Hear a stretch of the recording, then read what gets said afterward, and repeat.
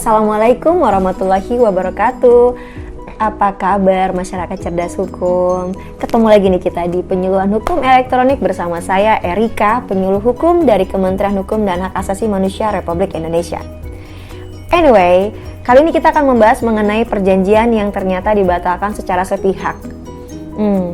Apakah kalian pernah mengalami seperti itu? Baik oleh partner kerja atau teman kita yang sama-sama bersepakat dalam suatu perjanjian. Padahal perjanjian itu sudah kita sepakati dari awal, bahkan kita buat dalam satu dokumen yang memang sudah resmi dan diakui oleh negara. Seringkali kita temui cerita atau kenyataan di lapangan bahwa adanya perbuatan yang dilakukan oleh orang yang tidak mau bersepakat lagi dengan cara tiba-tiba membatalkan secara sepihak perjanjian yang telah mereka sepakati. Dengan alasan yang beragam, bisa saja karena malas melaksanakan kesepakatan, atau mungkin ia merasa dirugikan setelah dia pikir-pikir, kok saya merasa rugi ya dengan perjanjian ini, akhirnya dia secara sepihak langsung membatalkan perjanjian tersebut. Atau bisa saja karena alasan-alasan lain yang bisa tidak masuk akal kita terima dengan akal sehat kita. Lalu gimana nih? Hukum Indonesia mengaturnya, khususnya hukum perdata, terkait kita yang merasa dirugikan akibat pembatalan sepihak yang dilakukan oleh pihak lain yang tidak bertanggung jawab. Pada dasarnya, suatu perjanjian yang sah dan telah memenuhi syarat-syarat sah suatu perjanjian itu tidak bisa dibatalkan atau ditarik tanpa persetujuan pihak lainnya. Namun ternyata, suatu perjanjian itu bisa loh dibatalkan secara sepihak oleh pihak lain tanpa persetujuan pihak lainnya. Ribet gak sih? Dan kok bisa ya? Yuk, bagi kamu yang penasaran, kita simak penyuluhan hukum elektronik kali ini sampai selesai. Jangan setengah-setengah, oke? Check it out! Pacta sunt servanda. Kalian masih ingat tentang azas ini? Yaps, azas ini bermakna setiap perjanjian yang dibuat secara sah berlaku sebagai undang-undang bagi mereka yang membuatnya. Oke, kita cek lagi yuk syarat sahnya perjanjian. Pertama, adanya kata sepakat. Kedua, cakap hukum dari para pihak yang bersepakat.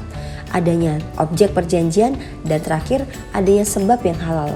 Dari melihat syarat sahnya perjanjian, maka pada dasarnya suatu perjanjian dapat dibatalkan jika tidak memenuhi unsur subjektif dari syarat sahnya perjanjian, yaitu adanya kata sepakat dan kecakapan dari para pihak. Akan tetapi, pembatalan perjanjian di sini hanya berlaku jika perjanjian itu tidak memenuhi syarat sahnya perjanjian. Lalu, kalau perjanjiannya sah bagaimana? Apakah tetap bisa dibatalkan? Oke, jadi gini nih, suatu perjanjian yang telah sah berlaku dan telah memenuhi syarat sahnya perjanjian tidak dapat ditarik kembali atau dibatalkan tanpa persetujuan oleh kedua belah pihak. Jadi, jika membatalkan perjanjian tanpa persetujuan pihak lain, itu disebut membatalkan perjanjian secara sepihak atau bisa disebut juga dengan pembatalan sepihak. Pembatalan sepihak, apalagi tuh? Pembatalan sepihak atau suatu perjanjian bisa diartikan sebagai ketidaksediaan salah satu pihak untuk memenuhi prestasi atau kewajiban yang telah disepakati kedua belah pihak dalam suatu perjanjian. Maka bisa ditarik kesimpulan bahwa jika pihak yang membatalkan perjanjian secara sepihak tersebut telah melakukan perbuatan melawan hukum sebagaimana dalam jurisprudensi Mahkamah Agung nomor 4 jurisprudensi tahun 2018 yang berbunyi, pemutusan perjanjian secara sepihak termasuk dalam perbuatan melawan hukum.